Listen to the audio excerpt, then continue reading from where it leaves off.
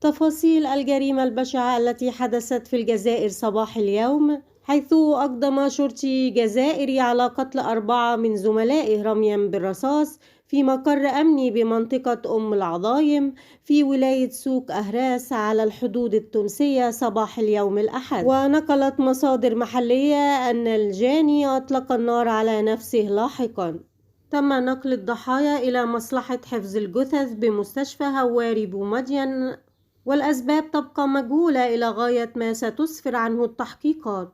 وفي بيان صحفي، أعربت المديرية العامة للأمن الوطني في الجزائر عن أسفها العميق إزاء الحادث المميت الذي أودى بحياة 4 من موظفيها صبيحة هذا اليوم 30 إبريل 2023 بدائرة أم العظائم ولاية سوق أهراس.